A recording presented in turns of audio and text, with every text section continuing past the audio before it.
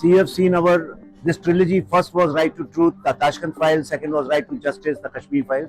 This is about right to life, and people generally don't know. And I have met hardly anybody knows. People think when we say partition, people think partition took place only in Punjab, but the real playground of the real Kurukshetra of partition was Bengal. It was Bengal why we had partition. So the film probes into that all the leaders agreed for the partition because of the bloody communal violence, the terrifying communal violence. The film studies whether that communal violence in Bengal has stopped or not. And if it has not stopped, are we really free? And if we are free, then why we are so helpless and we are letting it happen? So it's a very intense film which moves to and fro between 1946, Direct Action Day, Noakhali, genocide, and whatever is happening today in Bengal, what we saw in Murshidabad recently. So it just moves to and fro in time zones and makes you wonder, and what's your role in the scheme of things? Is Bengal going to become another Kashmir? That's broadly speaking is the theme. Otherwise, it's a very interesting storyline. Well, Vivek has said most of it. For me, it's a very personal journey. We started the research of our first film in 2015, and it has been 10 years. We have managed to roll out 3 films thanks to the excellent research team that we have. And with the first and the second film, I was extremely excited. And with Bengal Files, I knew that we are speaking about a very, very important chapter of our history. Yet, as I'm showing this film to the people, the screening started yesterday. So there was this great amount of enthusiasm, nervousness at the same time. But it was only yesterday after the first screening that I realized that there is a tinge of sadness also, because now the Files series has come to an end. This is the last of the trilogy, and we didn't even realize where the last 10 years have gone, because we were so busy researching, working with each other. This series has given us so much. It has given us an opportunity to work with our children, to know what they feel, how connected they are with the world of cinema, and for both of them to decide to work with us, with Vivek as his assistant and with me in my production. So it has been a great journey, and I thank God and I thank all the people who have loved the File series, and thank you to the audience for accepting the films. We have always tried to give a slice of history which was not known to people. And even after the File series is over, the other projects that we are talking about may not be under the File series, but are still going to be a part of history. Our quest will always be to find out some lesser known facts and present it in front of people, because it's only when you know your yesterday that you can build a better tomorrow.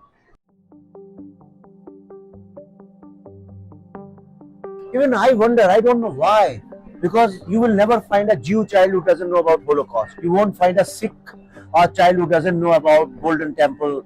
You won't find a Muslim child who doesn't know about Battle of Badr. It's impossible to find somebody from Rwanda who doesn't know about Rwandan genocide, or from Armenia who doesn't know about. Generally, people know about their history, especially with this traumatized history. India, Hindu society primarily has been persecuted for 1200 years. We have been enslaved for 1200 years. Can you find even one black guy who doesn't know about slavery? But Hindus don't know about it. I don't know why. I don't even understand why Direct Action Day nobody knows about. I mean, if it had happened anywhere in the world, they would have kept the memories alive by making memorials, by writing books, making movies, making documentaries. They would have taken the issue all over the world. We never did that. I fail to understand. And this is why I'm making this film. And this film, every single dialogue, every shot, everything you see is based on intensive research, and nobody in this world can challenge, because most of the things we are seeing is written by Gandhi himself, by Kripalani himself, by the people who were involved in freedom movement at that time, by all the greatest of the scholars. So it's their words. They are headlines of New York Times. They are pictures published in Time and Life magazine, which we have used in the film. So I fail to understand. But when I learned about direct action, I say, oh come on, it was a challenge to my intellect, and I said I'm so politically aware, still I don't know about this, and therefore it became compelling for me to make this film. You know, sorry, may I add something? As we were, getting ready to come to US, there was a person in our office, and he said, "Oh, are you going to Boston? Are you going to show the film in Boston?" I said, "No, Boston is not on the list this time. But why are you particularly asking about Boston?" So he said, "Oh, I've heard so much about Boston Tea Party." And he said, "Where have you heard about it? Where have you learned that?" He said, "In our history books." So in our Indian history books, we are teaching students about Boston Tea Party, but we are not teaching them about Direct Action Day or what happened to India and how we have gone through so much trauma over the generations. So I think there has been a systematic effort to keep the entire history away from the children and just keep them in this, oh, India shining and everything is good, nothing is wrong. So we're trying to keep our citizens in a bubble, and that is so wrong because then how do you even take the next step if you don't know what you've been through? I don't know. I don't care about these words. See, the West has this great quality of creating hierarchy of pain, hierarchy of persecution. They give various names. All I know is 40,000 people were killed in 4 days, and the same number was thrown into Hooghly. Indian partition is recorded by historians and UNO everybody the biggest displacement in the history of the world. In the history of humanity, I don't think, and no society has been persecuted for 1200 years. It said in Bengal, it said dogs and Indians not allowed, not even Indians and dogs not allowed. So in that hierarchy also they put Indians below dogs. I suspect maybe after the partition everybody was so tired that they didn't want to talk about it, and that became the norm. From history books all these chapters were eradicated. People don't know about it. Another thing I suspect is because the minute you get into Bengal, suddenly you have to talk about Azad Hind Fauj and Subhash Chandra Bose. And if you know, everybody knows the politics of that time. The Delhi didn't want to talk much about Subhash Chandra Bose, and Congress ruled for a very long time. So maybe this can be one of the political reasons. I don't know. Like the naval mutiny, the great naval mutiny, because of which Britishers had to leave India. That is also not taught in our books. I don't know why this history related to Bengal is not being taught in our curriculum, and Punjab has been always taught. I don't know, but now after this film, I'm sure the new generations will be aware. They will know. They'll do their own research. See, I honestly speaking, I don't care what's happening in some other country, but I care about the repercussions of that in our country. India was surrounded on the west side by a Islamic state. Islamic state, when I say, Saudi Arabia is also Islamic, UAE is also Islamic, but these are radicalized. These are shelters for terrorism, and for them, partition is not over as yet. It's an unfinished project. So they always want to create this disturbance in India with violent means.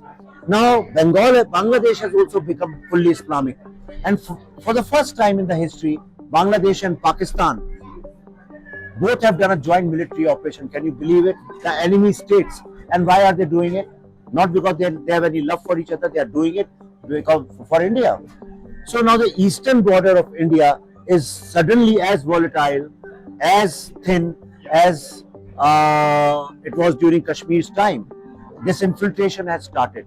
And like in Kashmir, the state empowered all these illegal immigrants from Pakistan. Similarly, in Bengal, the state is empowering these people by giving them fake IDs, fake shelter, converting them into vote banks. And that's why the political violence, the electoral violence in Bengal is number one in the world.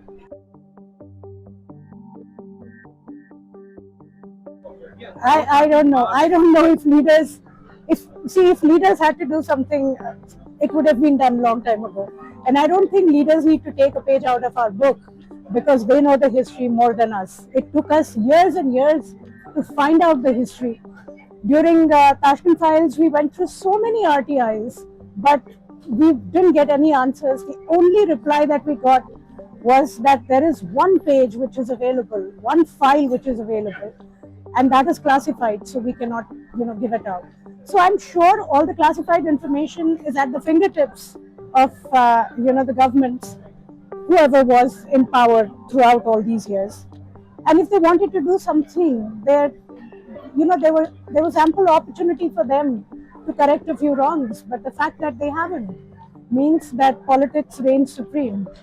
So I don't think they need to take a page out of our book. In fact, there's so much that we want to know from them, the information which they're not giving out yet, which should be known to common people. Of course, because after 50 years in any kind of civilized democracy, after 50 years, a lot of information is declassified. But even after 60 years of Shastriji's death during Tashkent Files, none of the information was given to us. I think, see, India, partition happened because of communal violence. It was a mission to make Pakistan. When India was divided, Muslim League announced that partition is an unfinished project. We saw Kashmir, the isolation of Kashmir, same tactics, same strategy, change of demography inch by inch. We never learned our lessons.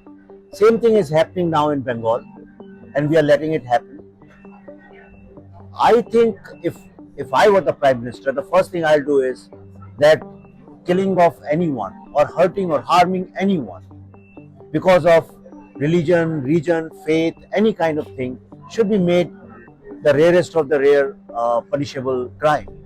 Unless and until people have this fear. The problem is that, see, when I say state does not mean the central government. Every state has lots of different parties ruling them. I think it's our system which is so broken that you cannot repair it anymore.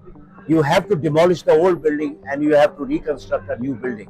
And for that, I think India has to get rid of communal violence. The moment you do that, all the energies will be focused on development and moving ahead. Because of communal violence, we take 2 steps forward, but 4 steps backwards. Of course, if what leaders can do anything. See, Jinnah, as a leader, wanted Pakistan, he got it. He won if it's a war, he won it. We lost it. So our leaders lost it. So they are loser leaders, not winners.